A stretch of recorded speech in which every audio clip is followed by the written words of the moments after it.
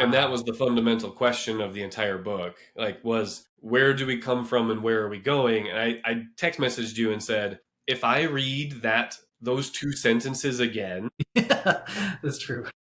I'm done with this book. And again, you read it, or you listened to it, so you didn't see this. But in the dust jacket, on the inside of the dust jacket, in like the little blurb to the left side when you open it, there's like a paragraph, and there's like a secret message where he put that in there. Where do we come from and where are we going? And I'm like, the repetition.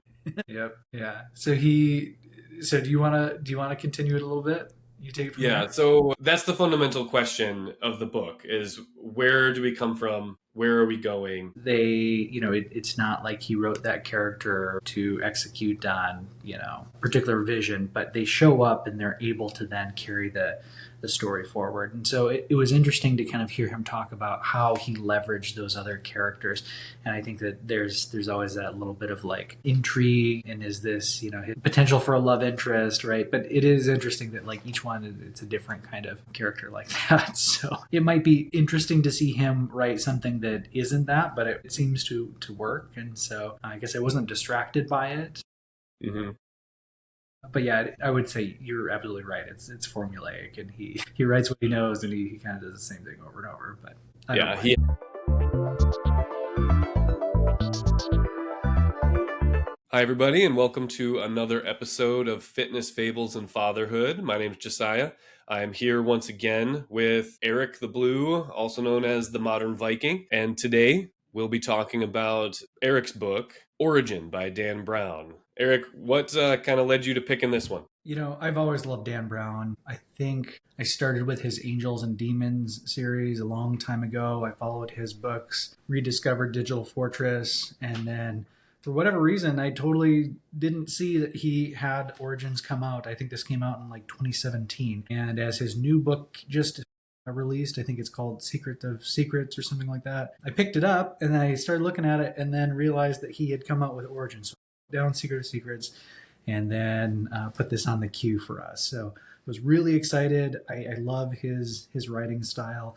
So it's just one of these like very kind of a light, easy, approachable reads, and it's very quick. So was very excited to see this one put out. Yeah, I think when you and I were talking about it originally, when I finished the book, you were still kind of working on it. I mentioned it's my definition of an airplane book. Yep. It is the book that you'd be going through the airport on a trip, stop at one of those little like The kiosk. convenience stores, like kiosk things inside the airport, and just see it on the shelf and grab it and probably finish it in the weekend on your trip between the two plane rides or plane flights and whatever you had going on that weekend. So I'll give a little bit of a like back of the book synopsis for everybody, where I'll start with sort of some non-spoiler stuff. So if anybody would like to tune out, we'll let you know when. We're going to start talking about some of the major twists towards the end. But you mentioned Angels and Demons. This book follows Robert Langdon and a specific, which we'll talk about later, sort of formulaic sidekick for him. But it follows Robert Langdon as he to come to figure out who committed a murder. There is sort of a Elon Musk-esque person by the name of Edmund Kirsch who made a discovery and is going to release it to the world at a presentation online, sort of live streamed. And he, unfortunately, is unable to even initiate this presentation because he was murdered, and he was a former student of Robert Langdon's. So Robert Langdon was there and sort of tasked with figuring out who killed Edmund, but also releasing the actual presentation as it was pre-recorded. Is there anything else that you would like to add? I mean, as with all Dan Brown books, he comes into conflict with some of the major sort of religious players in the area. But is there anything else you'd like to add on a quick synopsis? No, I just in general just really like how he blends art and technology and theology all together. So I really appreciate not only just the pacing of his narratives, but just the general fun of it. Yeah, and I think that's a good descriptor for Dan Brown books. I've read not Angels and Demons, the Da Vinci Code, which I believe is book 2. I think Angels and Demons is first, but I haven't read any of his other books, and I would describe them as fun and fast reads, which we can talk about later as far as our personal tastes and our ratings, whether that's a good thing in our opinions. But yeah, I think that it's definitely a fun book to pick up. And I guess one other thing that I guess I'll mention before we dive into it, my own bias that I'm bringing in is that I liked this so much, and I had recently gotten a subscription to Masterclass, and Dan Brown has a masterclass on thriller writing, and so I digested all of that within one afternoon. So I am kind of coming with his voice in the back of my head in terms of like how he approaches thrillers in general. So I'll maybe give some commentary on that, just in general how he's bringing this promise to the reader, how he asks questions, and how he like lays these breadcrumbs of the answers. So yeah, because I think the two of us had a very different sort of opinion of this book. yeah. But without getting into spoilers, Dan Brown has a very specific group of characters that kind of pop up in his books. Because while I've only read those two, I've also seen the movies Angels and Demons and saw the movie Inferno as well. So if they're even remotely close to the way the books are written, it seems to me like there's definitely a formula that he follows. But as far as his characters go, like what are your thoughts on like the main protagonist, Mr. Robert Langdon? Yeah, so Robert Langdon, he's like the Harvard, what is it, like mythology and symbol study, something around that. He teaches like symbology, which isn't real. Symbology? But I love that, right? Like, Yeah. as a lit major, like I just love like the history that he brings in from that kind of background, and I think that he has like an eidetic memory, right? So it's just fun, like where he can pull in those references. It's about kind of puzzle solving, right? And so I just enjoy those little mini hooks on each chapter where you're trying to figure out each individual chapter's hook, but you're also being pulled through this larger narrative. So it all kind of pulls together. And we'll talk about sort of his writing process and the prose later and sort of his technique in writing. But did you have a favorite character in the book? I mean, I just love Robert Langdon in general, and then he typically tries to keep his characters pretty concise so that it's really approachable for the reader. So you've only got a couple names to really follow. There's the AI agent who's on the phone. His name is Winston, and so he's kind of helping them throughout the journey. And so it's kind of that question of it's the futurism, right? But you're also juxtaposing that with all the ancient like religion and that piece of it. So science and religion, and I kind of love the interplay between the two different world systems. Yeah. Did you have any issue with, because again, you're more familiar with Dan Brown's writing than I am, but it seems that it's always Robert Langdon and sort of a female sidekick that sort of plays off of him. In this book, that's what's her last name's Vidal. Is her first name Ambra Vidal? I think she's the curator of like the Guggenheim Museum in Spain. As far as her character goes, do you have an issue with him always kind of having a female sidekick, kind of playing second fiddle to Robert Langdon, or did you like how he represented her? It's interesting. He actually talks a little bit about character, and he says, you don't write a character, in his opinion, to serve one particular purpose. It's not like he wrote that character to execute on, particular vision, but they show up and they're able to then carry the story forward. And so it was interesting to kind of hear him talk about how he leveraged those other characters. And I think that there's always that little bit of like intrigue. And is this, potential for a love interest, right? But it is interesting that like each one, it's a different kind of character like that. So it might be interesting to see him write something that isn't that, but it seems to work. And so I guess I wasn't distracted by it. Mm-hmm. But yeah, I would say you're absolutely right. It's formulaic, and he writes what he knows, and he kind of does the same thing over and over. But I don't Yeah, mind. he has Robert Langdon, sort of the female sidekick from various walks of life throughout his books, and then sort of a religious figurehead in this book that's portrayed by Bishop Valdespino. And that character, there's usually some form of police or like law enforcement involved. That's sort of a tertiary character. And then the murder victim, which in this case was Mr. Edmund Kirsch or Kirsch, which is interesting because as I was kind of going over the end of the book, or not the end of the book, but after I finished reading it, that person existed, or a person by that name existed. It made me wonder if he took that name like off of a wiki search, because they're not anywhere near the same person. The real Edmund Kirsch apparently was like a businessman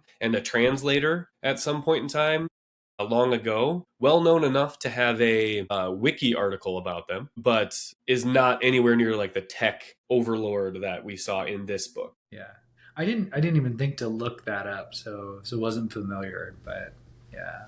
I what did I was looking up something else, but that kind of came up. Oh, I was just creating a list of characters because I had finished this book prior to you finishing it, so I wanted to sort of rehash it in my mind. So I looked up just a laundry list, and there was a little link. Clicked on it, and it took me to a completely different.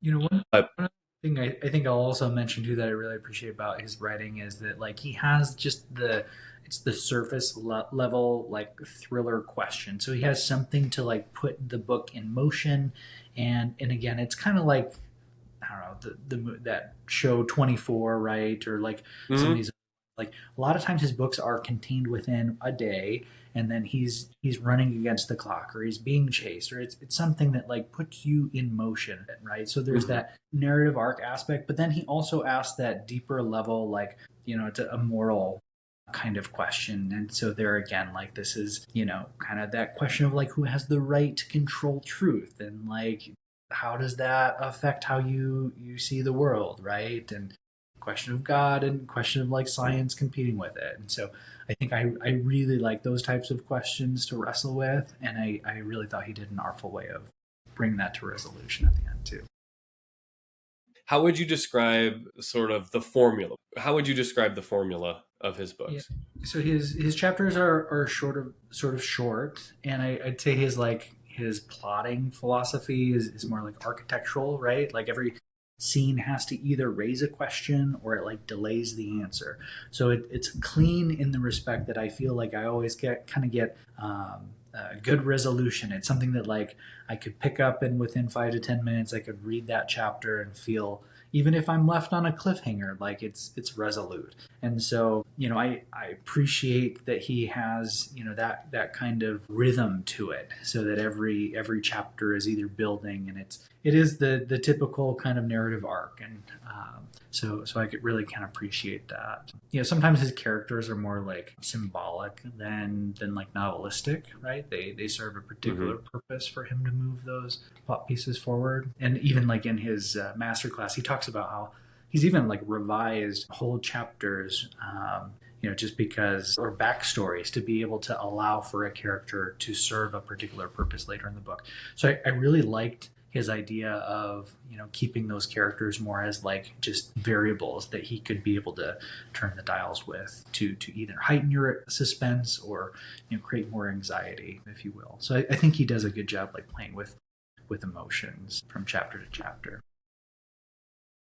Yeah, it seems his form. What's that? How about you? Yeah, there's a I think repetition. yeah, it's rather repetitious as far as like between books. Even in book, there's, as you said, there's a time frame. So you have this unsetting incident where there's a conflict between religion and sort of modernity and technology. Whether in this story specifically it's technology, but in other stories it's some other possibly scientific field. And then there's that conflict, a murder, then he meets the female second character, sort of his sidekick, Robert Langdon does. And then there is a time limit which creates some finality where you're being driven to a point, and there's going to either be a success or a failure.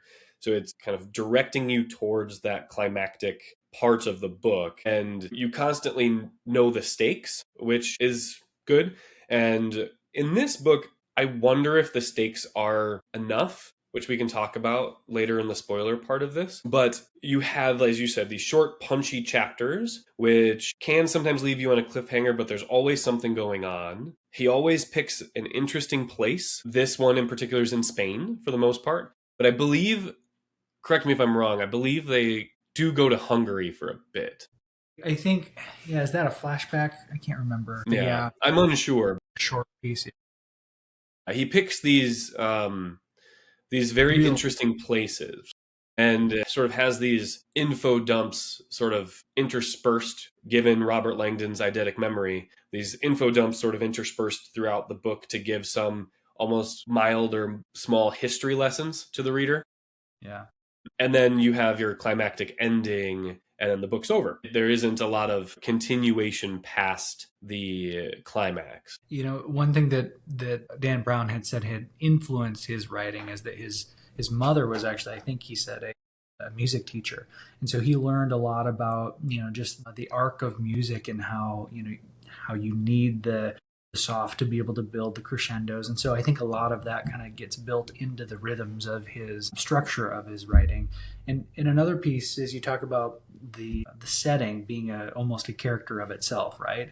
It's I think that comes to life because he says that he goes to these actual places, he tours them, he sits and he's in the space. So I think that he does a nice job of allowing the reader to feel like they're there. I think his point of view allows you to see the Guggenheim, right, or see the space that they're in without really focusing on it and pulling your attention too much to that space. It gives it enough substance to feel real without distracting you and pulling you in another direction, making it feel like a travel journal or something like that. So but yeah, And that I actually don't agree with. I think oh, it really? does read like a travel journal. Just because he's yeah. Yeah, and let's discuss like his prose. Yeah. The That's my biggest problem Okay. with Dan Brown's book. Like, I liked it. I thought that again it would make a great airplane read. Very simple, didn't really get much out of it. I have some interesting thoughts which we'll talk about later,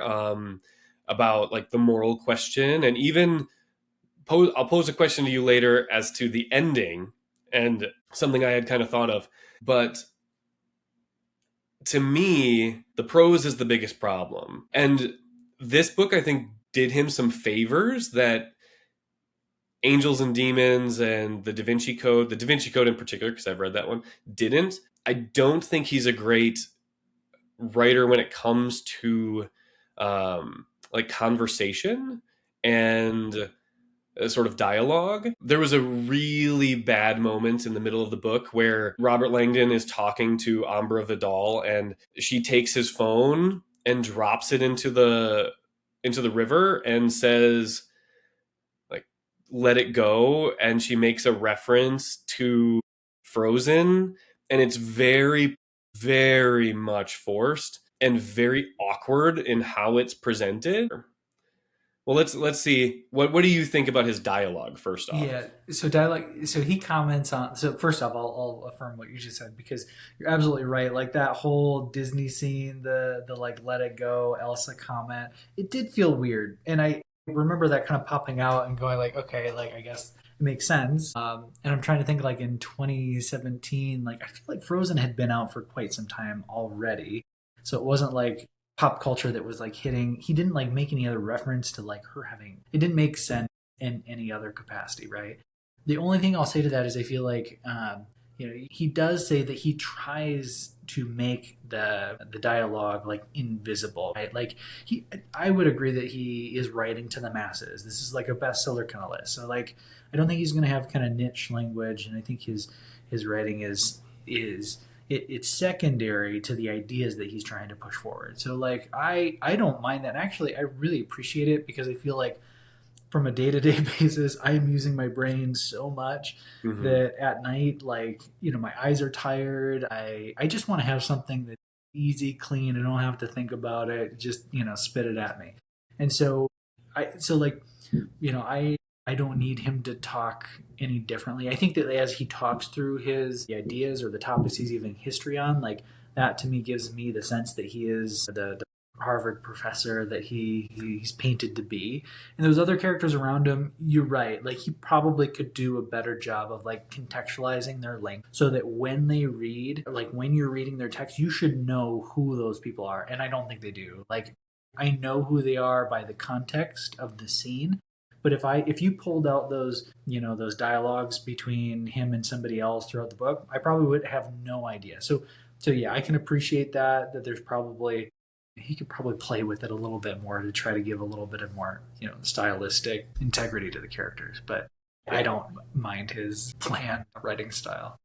And you mentioned he writes to the masses. I think that's a big part of it because he's published all over the world in all these different places. There was another instance where Uber is brought up, and there's a good 2 paragraphs where he describes what Uber is, the fact that Uber drivers have to put the sticker in their window. And I guess I could see the points where maybe he's having to describe what Uber is in order to explain it to someone maybe in Brazil or somewhere maybe in Eastern Europe where Uber isn't as prevalent. My biggest qualm with it is that the Secret Service member for the Spanish king doesn't know that and asks him, stops Robert Langdon and says, how were you able to identify that? And he goes on this multi-paragraph explanation as to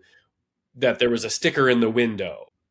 And I think our preferences here are showing a bit, as you're more of a plot sort of reader and I'm more of a character reader, that this book is very plot heavy. And if you're someone that likes deeper characters that have nuance and inconsistencies, then this isn't your book.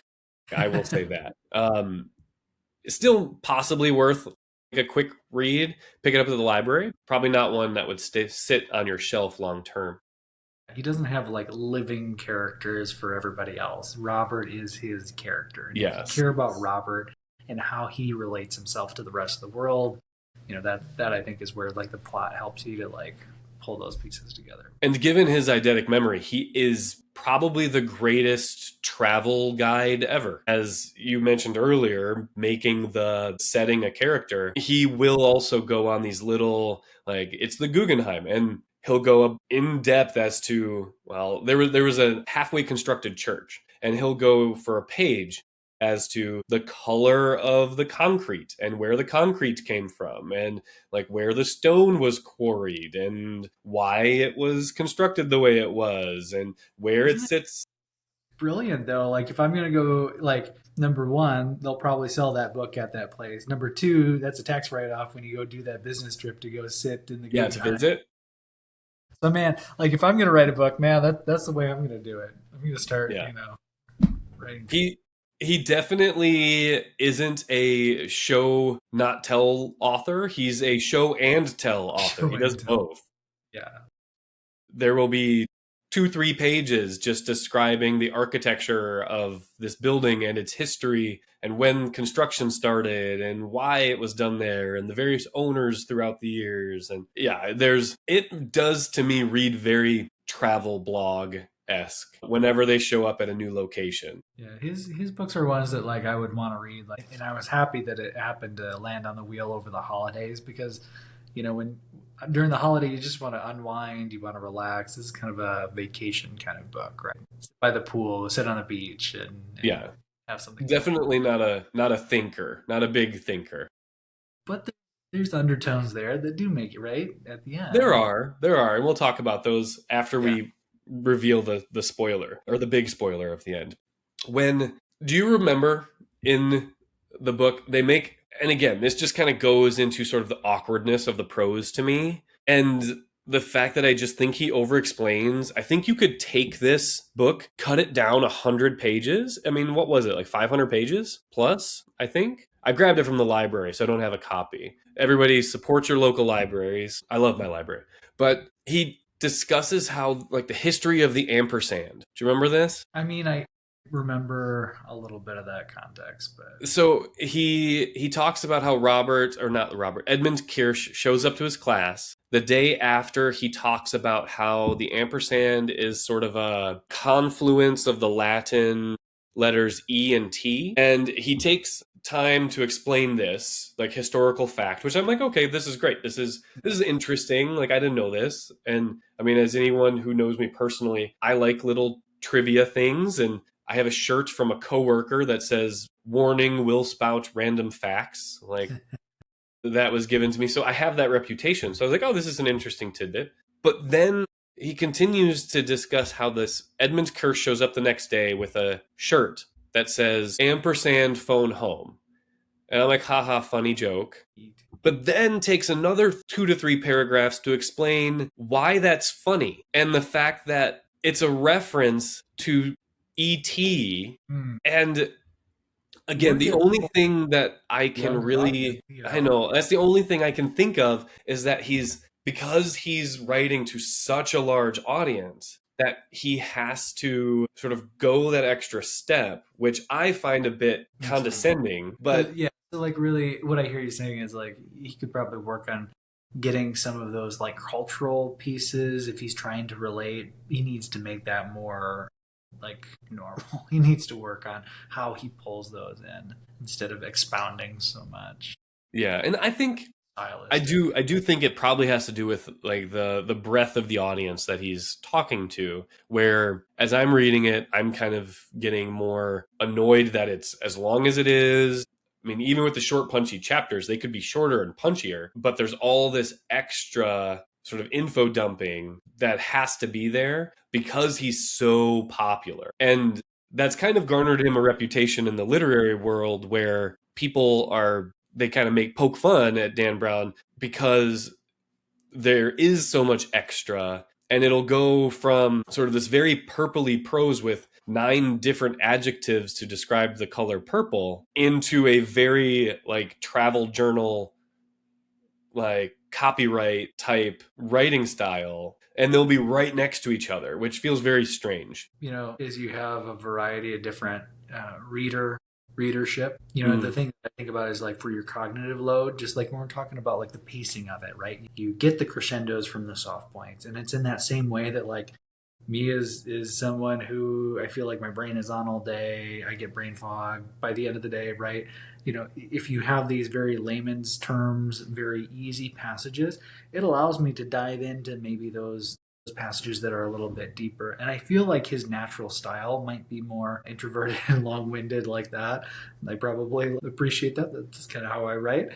And so then to be able to have the ups and downs of that flow kind of brings me in, and then it pulls me back out and lets me relax a little bit. So yeah, it's funny because I guess I didn't even notice that without you mentioning it. Like it doesn't feel like it's juxtaposed and jarring so much that like I even like was distracted by that. But yeah, I agree.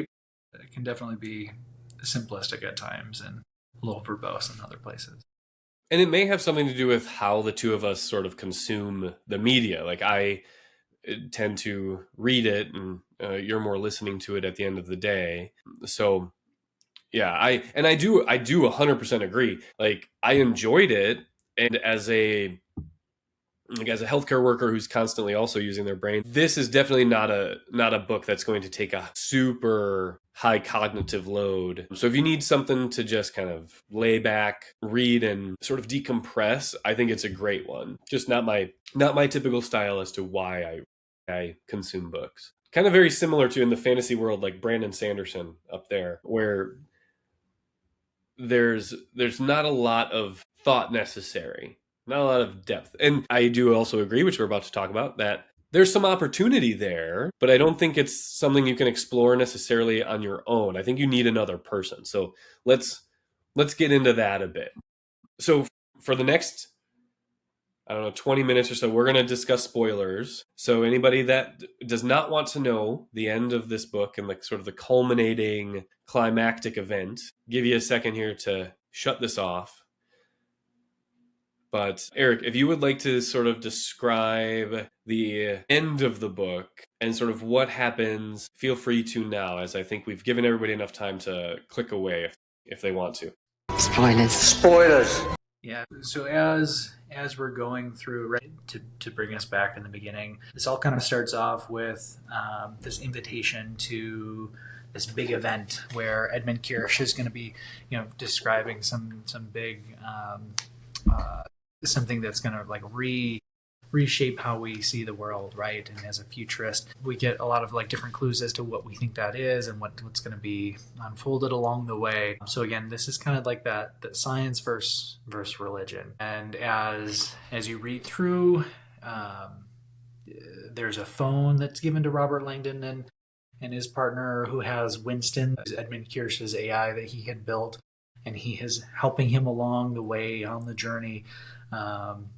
To be able to get basically to the end point where they're able to basically find his hidden lab, Edmund Kirsch's hidden lab, and be able to execute the presentation. And so, we're going on this fantastical journey along with him. And when we get to the very end, he puts us in the place of being one of the audience members. And it's kind of this multi-modal experience where there's smells and the wind is going and you're kind of laying on the floor watching this like presentation, and they bring you through kind of the way in which AI modeling is built to be able to say, like, if you were to go all the way down and try to measure how the universe was formed, right? There's the experiment that was done with these test tubes with all of the elements. And they said, well, if we could model that today and we could extrapolate from that and then be able to forecast what is the human race going to look like as you evolve, you could not only be able to model and tell like where the universe came from, but also kind of where it's going, right? And that was the fundamental question of the entire book, was where do we come from and where are we going? And I text messaged you and said, if I read those two sentences again, yeah, that's true. I'm done with this book. And again, you read it, or you listened to it, so you didn't see this, but in the dust jacket, on the inside of the dust jacket, in like the little blurb to the left side when you open it, there's like a paragraph and there's like a secret message where he put that in there. Where do we come from and where are we going? And I'm like, the repetition. Yep. Yeah. So do you want to continue it a little bit? You take it from there? So that's the fundamental question of the book, is where do we come from? Where are we going? And Edmund Kirsch he brings together like an imam, a rabbi, and a bishop, right? From the Parliament of World Religions, because he says that he has answered that question. And that's sort of the sticking point where he presents it to these three individuals, the imam representing Islam, Muslim culture, then you have the rabbi or the religion, then you have the rabbi for the Jewish community, and then you have the bishop for sort of the Catholics representing all Christians, kind of, in the book, I guess. Which again was a bit of an interesting piece for me, because this organization has tens of thousands of members, and he's just like, I'm gonna pick three. I'm gonna meet with these three guys and see how it goes. But he shows them the presentation as a jumping off point, and then people start dying. The imam dies first, just as found in the desert, dead, and then the rabbi dies second. So everything's kind of pointed at the bishop, because Edmund Kirsch is going to release this presentation that he showed these three to the world at the Guggenheim with the help of Ambra Vidal, and invited everybody, including Robert Langdon, to the presentation. So the presentation starts, and in the middle, Edmund Kirsch is killed. So he starts it, they're all there, all these guests are present, and there's the tie-in, like Ambra Vidal's purpose, it seemed through the majority of the book, was to tie in the crown, like the Spanish crown, because she is engaged to be married to the Prince of Spain. And he represents Spain as sort of a culture that is moving from sort of a religious intertwining with politics to sort of a post-religion country, as the king sort of represents the tie between Catholicism and the government. And Bishop Vidal or Valdespino, yeah, Valdespino is friends, which maybe more than friends, with the king, and the king's dying, so the prince is about to take over. So there's all this question as to whether or not the crown had anything to do with it. But yes, they go through the vast majority of the book as Robert Langdon and Ambra Vidal are suspects in the murder, but also some question as to whether Ambra Vidal was kidnapped by Robert Langdon. So there's all these questions that happen after the sort of onset of the murder and moving forward. And the AI is, as you said, guiding them to the place where they are going to release the final presentation to the world. And this was written in I think you said 2017, 2018, somewhere in there. So they keep talking about like live streaming online as sort of this interesting new thing that happens, and he's getting millions of viewers like watching this presentation, and the number keeps increasing as these big events happen, and it's all televised via the traditional media, where they're Ambra Vidal and Robert Langdon were seen fleeing this major landmark and getting on a helicopter, and yeah. So I think that's the majority of it. And at the end, the twist was we basically see this when he asked that question, where are we going? It's evolution. And as you see, right, man come to his apex.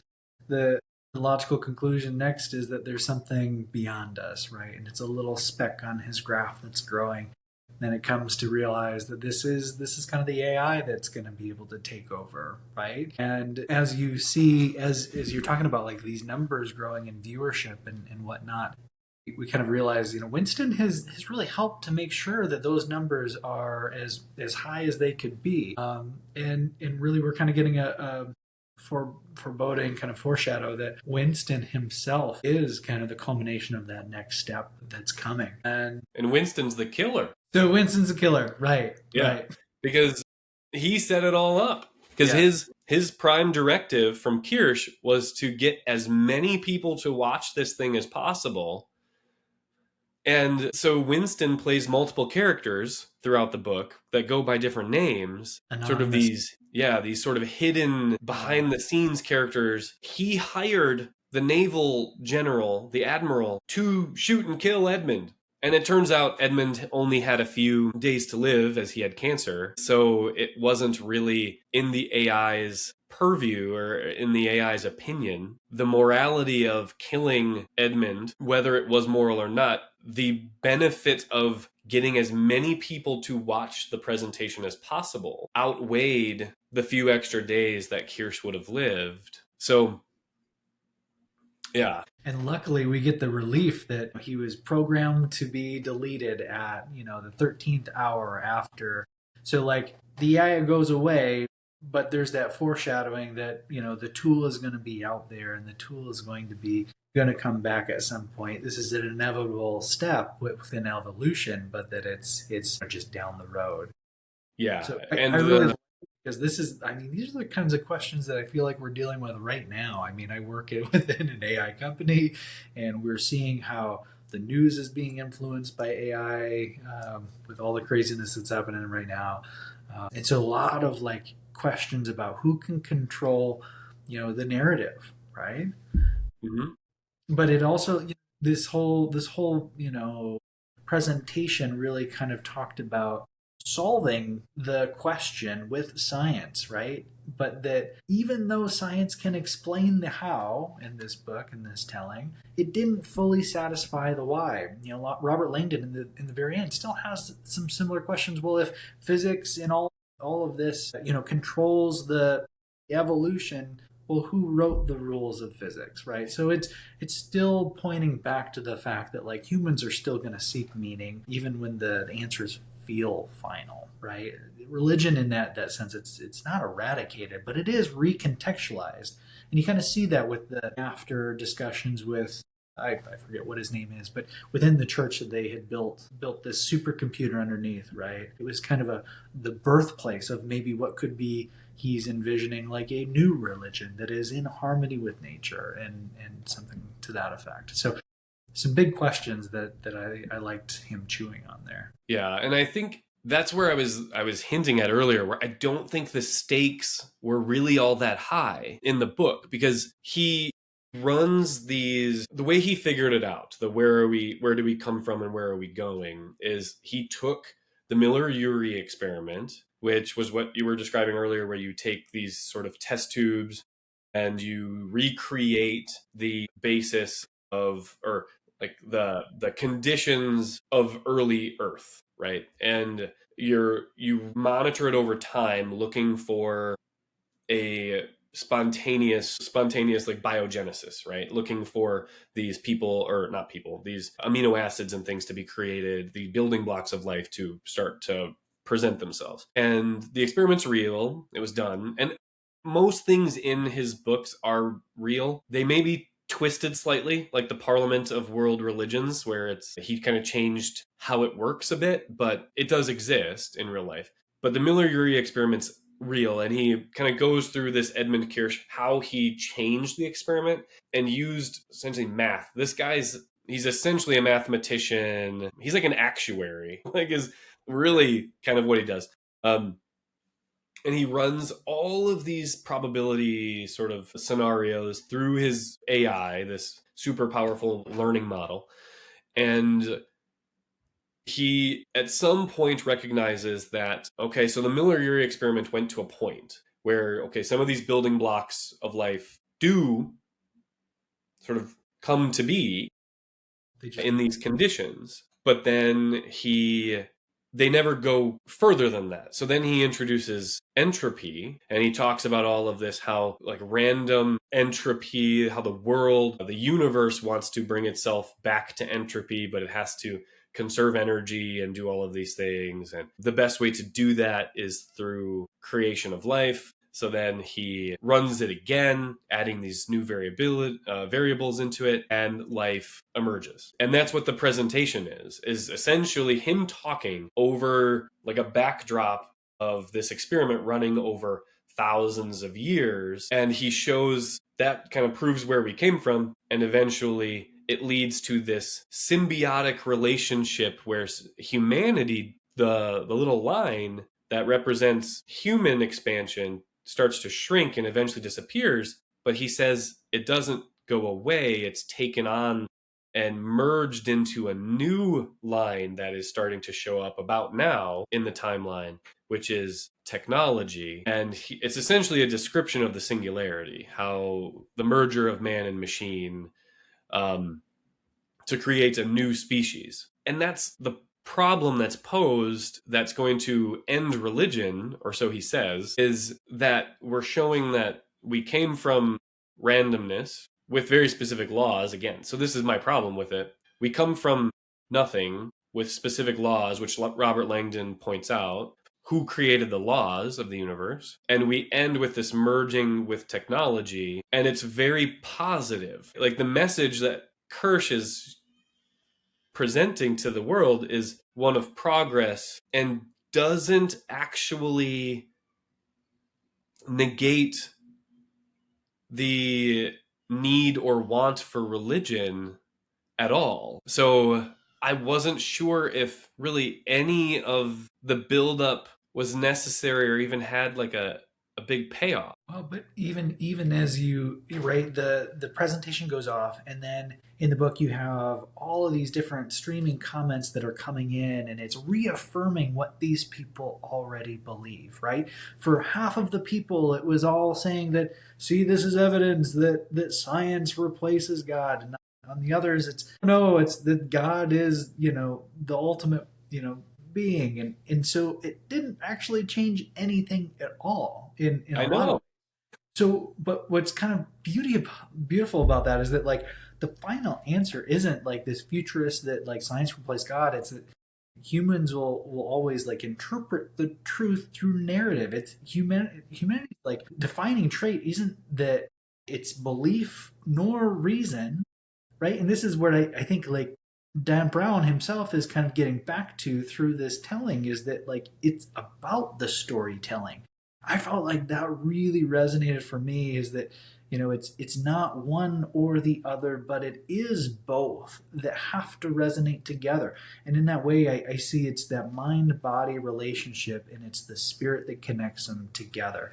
So it's the balancing of the two perspectives. It's where you find harmony, and to me that's also like where you find at one mint, right? That's kind of is what he's saying, is these two lines of science and technology are reaffirming one another.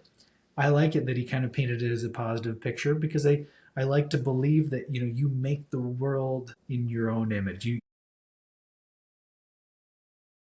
But then the question is, yeah, but then the question is, why would the imam and the rabbi and the bishop advise him not to release it and tell him that this is going to be catastrophic because moving forward? to how religion has historically been looked at, and that branch is dying off. And in the wake, what he shows in the book is this new I don't know, pastor, bishop, whoever, the new religious leader, who Langdon is looking at him surprised that, number one, he helped them to get into the church, into the place, and allowed for them to broadcast this thing. And he says afterwards, like, I'm actually one of the progressives here, and it's kind of this promise of hope that there could be not conflict between the two opposing narratives of the framework of how you see yourself within your life. And I found that really, I actually really appreciated a book that would kind of celebrate both perspectives, even though we know this process, this journey of being able to come together as one is going to be tumultuous. As we bring in, this translates to today's world, right? As we bring in AI, it will get rid of a lot of jobs. That's enormously scary, because it's going to change the way in which we work. It's going to change the way in which we relate to one another. We're not going to be identified by the roles we play through our career. A lot of people identify as, I am the baker, I am the farmer, I am whatever profession you are. But now we might, maybe this is kind of like Elon's right perspective, is that if you kind of have all the base necessities taken care of, you can find actualization, and that's something that may be something to work towards. But I think along that, the way of how you do it, that's going to be really interesting. And I think it's going to be tumultuous. It's kind of scary to think, like, who controls that narrative? And so does it negate or change the way in which, like, the morality of how that should be done? I don't know. Who's to say? But just the fact that, like, there's some promise of a hope that, like, both of those historical narratives of either it's science or it's religion, I think that this is kind of a pathway to be able to see that maybe there is a language that we can build together to find harmony, to be able to say it's. So you don't think a man as smart as Edmund Kirsch is supposed to be, and also how big of like a rock star he's supposed to be, and this icon Yeah. throughout the book, you don't think he would have been able to realize that there are sort of these fundamentalist religious folks as well as sort of progressives? I mean, he should have known the existence of this church. Yeah. He presented the book, as you said. So I'm blanking on the name of it, but there's a church in Spain that sort of blends science and religion together through all of this imagery, and that's where this second sort of priest comes from, Yep. because he lets them in and sort of protects them from harbors them from the Secret Service and the admiral who's coming to get them. So he purposefully picked three of the fundamentalist individuals to talk to, rather than, and described it as this like world changing revelation. Yeah. He Because to wanted me, to. it doesn't seem like it plays that well. Like it's like, How else are you going to get attention? I'll play Winston's part, right? yeah, Let's do the math and how you're going to, reach the masses. Again, even if Dan Brown's, like, this comes back to his prose, like how he approaches the book, even if it doesn't do something for a particular group, you're right. He's going to dumb it down a little bit so that everybody is able to at least enjoy kind of the ideas that he's going to bring to it. I Yeah. loved it. I think this is like my jam. And you don't think, but he could have, I don't know. I Yeah. don't think those three that he met with, given the fact that, like, as you said, there has been conflict between science and religion going back thousands of years. I don't think the three of them would have been driven to murder just because this guy says, yeah, so I have this statistical representation that it's more than likely that we came from just the laws of physics and chemistry and biology, Don't you think and there's part of like that the narrative? eventually we're going to merge with technology. Yeah. I don't think they would have found that to be like a fundamentally exclusionary message, you know? I mean, yeah, probably right, right. Maybe it isn't, but like in some ways I feel like maybe that's just the thriller part of trying to move the action forward, just another narrative point where he's trying to, make it exciting. So this is where a theory of mine comes in, and you can Okay. tell me what you think Okay. if you agree. So Winston is AI, right? Yeah. Like in the book. Yeah. And this presentation is told to you at the end of the book by Bishop Valdespino that it wasn't the same presentation. Maybe I didn't catch that. So Bishop Valdespino says in sort of the ending as he's watching the presentation and it's all coming down off of the major climax, Bishop Valdespino, as he's with the king, because spoiler, secondary spoiler, it is heavily implied that the king and this Bishop Valdespino of the Catholic Church are gay characters. That's heavily implied at the end. That the king's wife dies and he never remarries because he's in a relationship with with the bishop. So that's implied. So again, another reason why I don't think the bishop would think that this message is necessarily exclusionary of religion. So, but he says that the presentation they were shown at the beginning, him and the imam and the rabbi, was not the same as the one that was presented to the world at large. The one that was presented to everyone was much more positive, in the words of Bishop Valdespino. Yeah. Do you think Winston changed it? You know what? That's really interesting because I guess I didn't catch that part. So I don't know what would have been different between the two.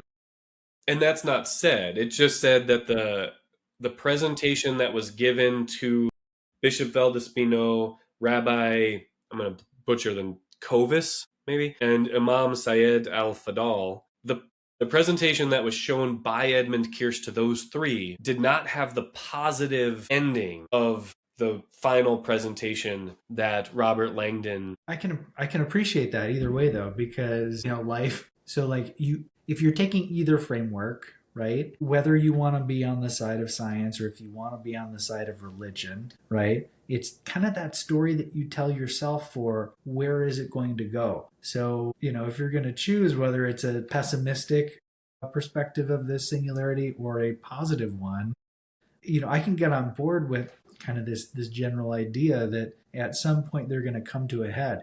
We don't really know what that's going to be. What is that going to look like? Can you even say that there is a particular morality around the causal effect of this, event happening? And so, that question begs, how are people going to interpret it? So, whether he changed it or not, I guess I can appreciate the fact that that it, at least the public one, was positive. And even if you were to say, well, that's just, the AI looking out for itself, right? Kind of an ominous kind of thing, right? To kind of say, ooh, we should continue to move towards this singular event, right? As opposed to turning off all the Right. computers. I mean, that's just fun, right? It's a thriller. Let's read another book about it then, right? And that's the point, I think, is that there is kind of no right and wrong, but the right and wrong that we make. And it's like in the exploration of what right and wrong is, that's where the fun of life occurs. And I think that we all, whether you want to go back to the book's narrative of like the entropy and like how you express it, right? He talks about that, as he said, the expelling of energy. And he relates that, I think, to the giving of love, right? And that's kind of that universal binding component. Am I getting that right, or am I putting my own spin on that? I think that's Yeah, kind of but that's in sort of the final presentation piece, which again, if it was modified by Winston, then could be. But Yeah, that was that's good point. Yeah. Be critical of your narrator, right? right. I do think it was like the book is a bit, almost a bit. What is the term I'm looking for? Like psychic in the ideas that it does present. I mean, AI was starting to just become a thing in the early or late 20 teens, right? He almost plays a little bit of Nostradamus here, where it's It's a right little prophetic, now, right? Like yeah, Langdon is cautioning us not like that technology can predict human behavior and evolution, but like that it shouldn't be worshipped, right? That technology, it's that cautionary tale of that technology could be the new religion. And in some ways, it feels like I'm seeing this new religion that he's talking about with the new priest is the way in which you can find harmony, right? But you're probably right. You're hinting on that foreshadowing of what's the opposite side of that, right? If we don't learn from this experience and find harmony, the opposite is that we're going to continue to be in that cycle of worshiping a new technologic deity, if you will, right? yeah, and it's also predictive of sort of where we are now from 2017 to 2026, where the narrative that you're exposed to can really change one's perspective. I mean, in the political world now, whether you consume like left wing media versus right wing media, I mean, you can have two very different ideas of the world and how the world is and how it works just based off of your sort of echo chamber and the ideas that are presented to you on a daily and even minute to minute basis with the prevalence of social media these days. I've deleted all social media off of my cell phone, trying to get away from it and start to go back a little more analog. But even that isn't a great answer because we're the choice is to either put yourself out there or not know what's going on in the world. So we Right. have to be very careful with how we consume media. And Winston is putting pieces in play the entire book where he's sort of shaping the news story. Yeah. And just thinking about that, like in practical terms, right? You can delete your social media. So then my next question is, so where do you get your news, right?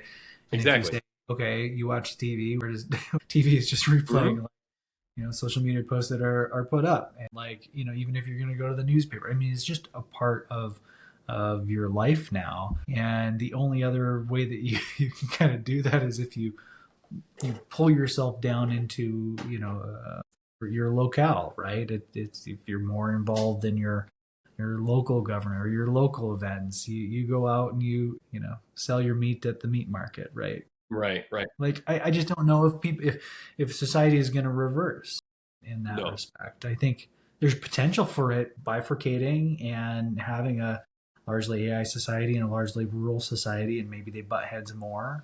Yeah, I think we just have to be very my fear with AI, and we might have an AI book. I mean, this one kind Yeah. of bridged that gap a little bit, but See, I know. Yeah. unknown, beknownst to either of us Right. when it was selected.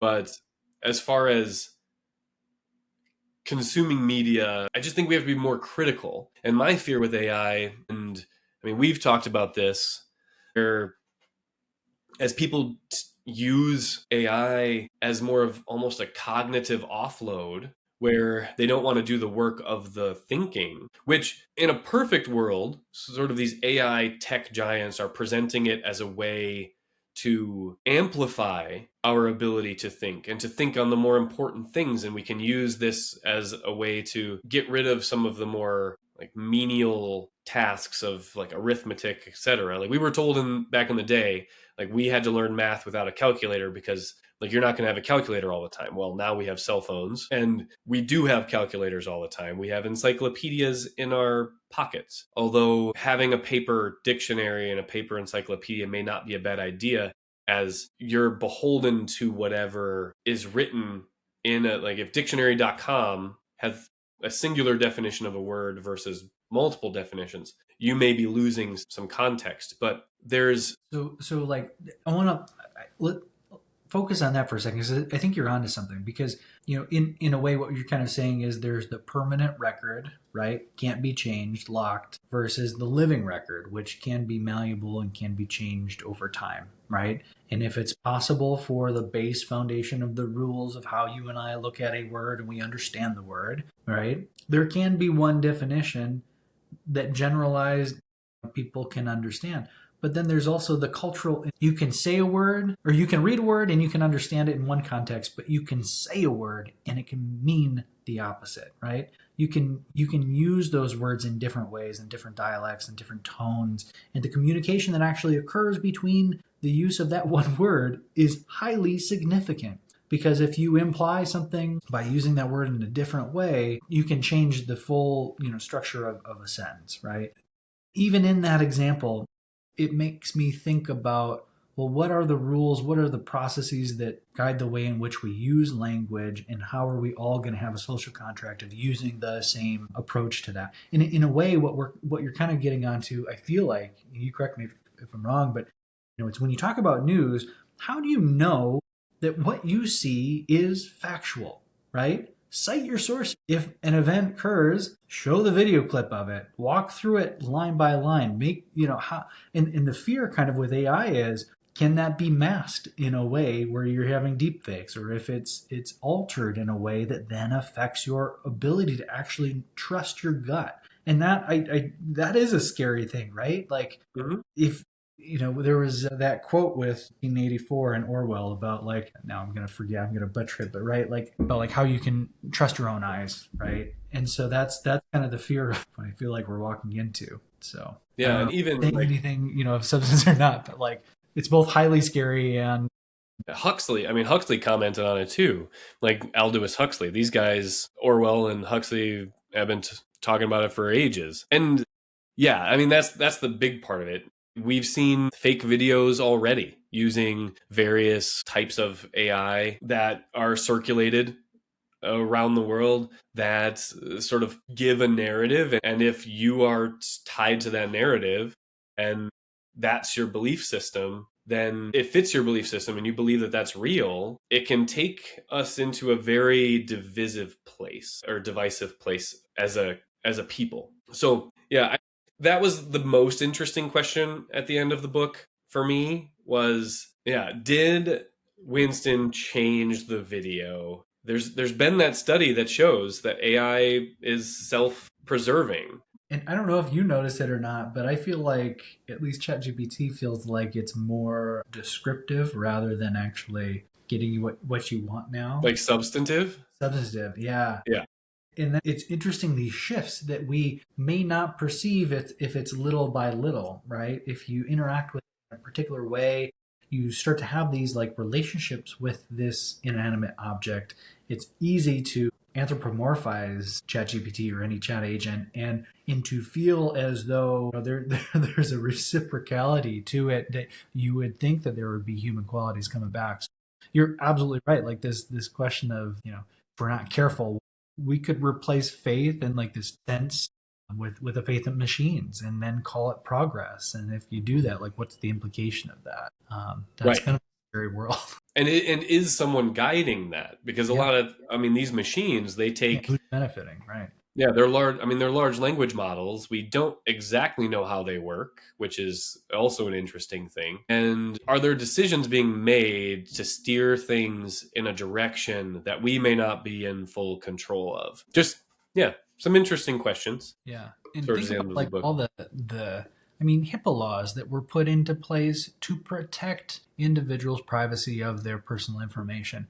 And now we have, I think even ChatGPT was just announcing the other day about how they want to have a health component to it. And think about, who has access to it, what could happen if they use that for the wrong kind of intention, right? Like, I was talking about this with my wife and I said, I certainly wouldn't want to put my information in there, because have you ever watched that movie Attica?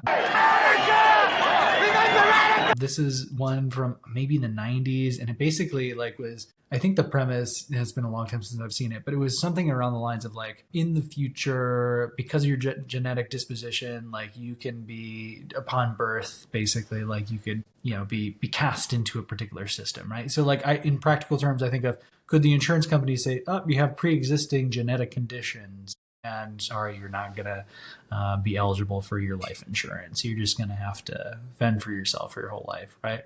So I kind of take it to that extreme, and I think, wow, like these are the first steps of you voluntarily giving that type of information out. And even if you think about all the advertising information that's being used today, I don't know if this is like widely publicized or not, but like they are starting to change the pricing models behind the scenes so that if you go online, they'll detect if you're only a bargain shopper. Maybe they'll raise the MSRP price so that they show you a discount of a particular amount that they think that you'll be enticed to be able to buy. It might be the same I price. saw a video on that.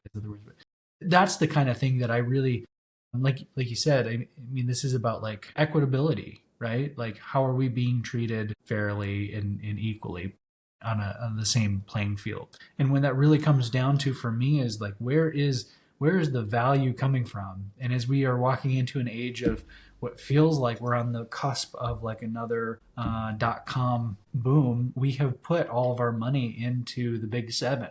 And for our whole, finances and the value of the dollar, I really wonder like what's going to happen this next year with Bitcoin, with the value of a dollar, with everything going on in the economy.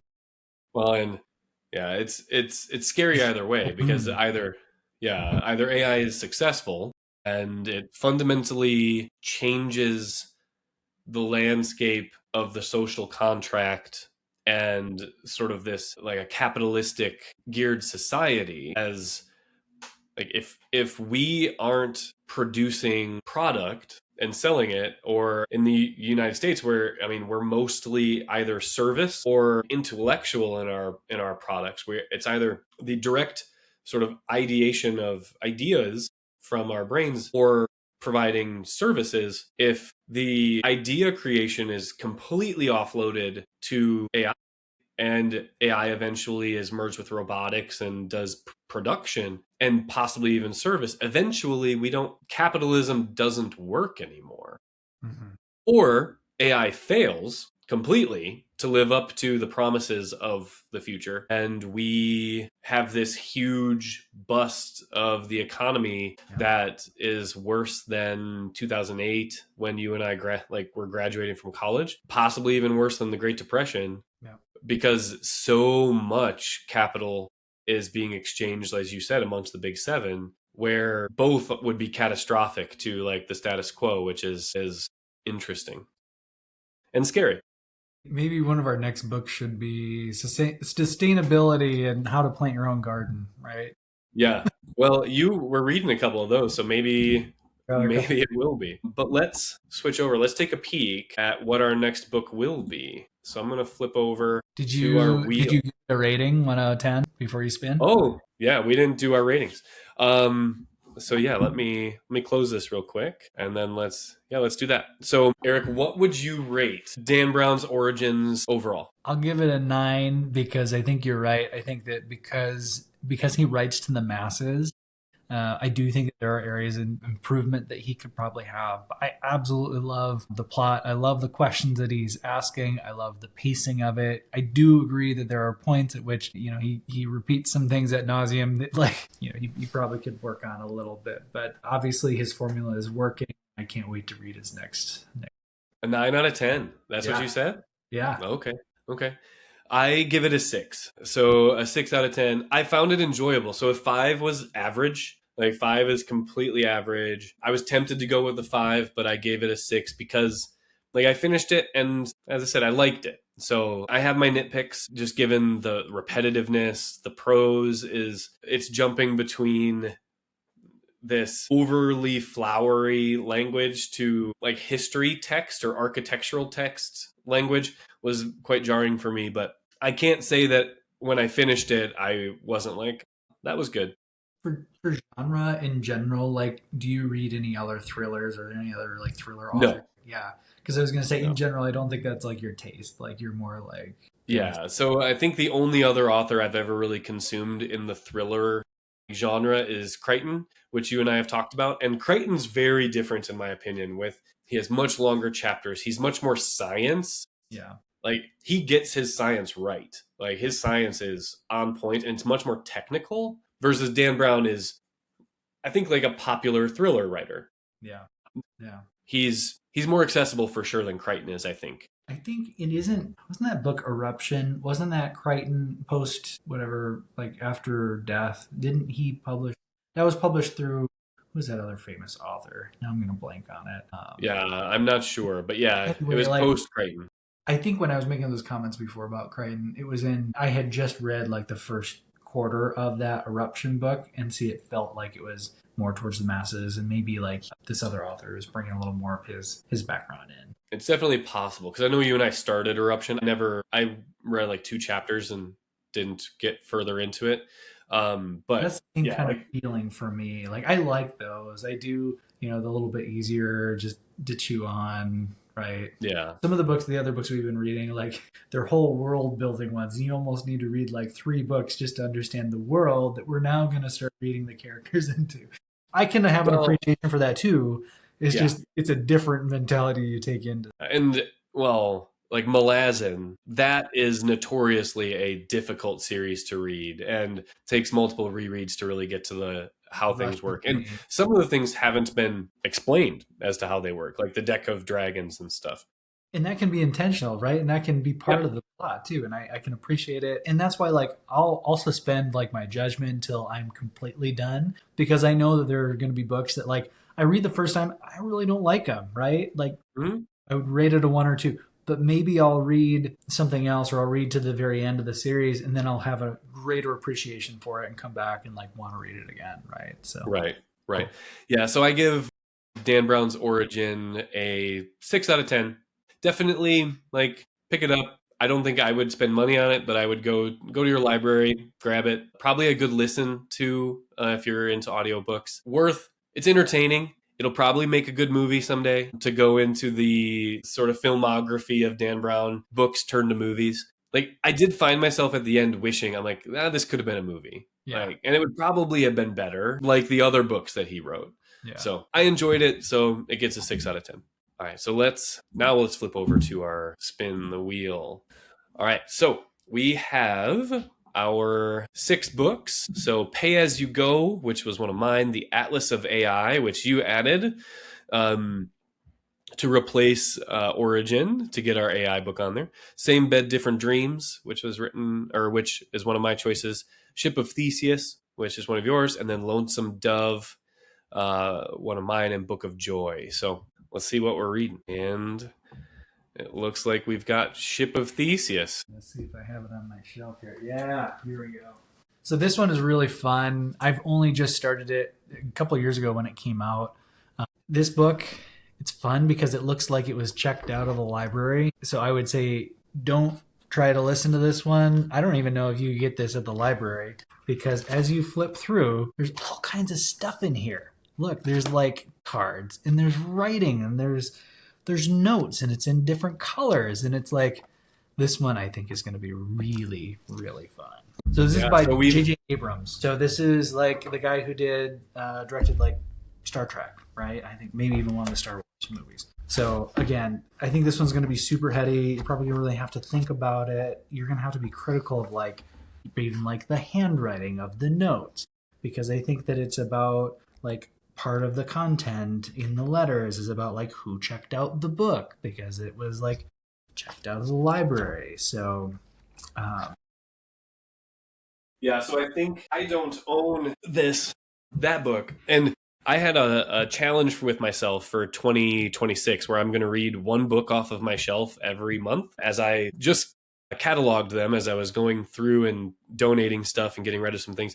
I have 260 books on my shelves, and I have read 80 of them. So I need to start to actually read the books that I own and stop buying more. But this one I will have to buy because I don't own it. But it seems similar to like the book House of Leaves, which is also kind of a interesting little book, music stuff in there, upside down.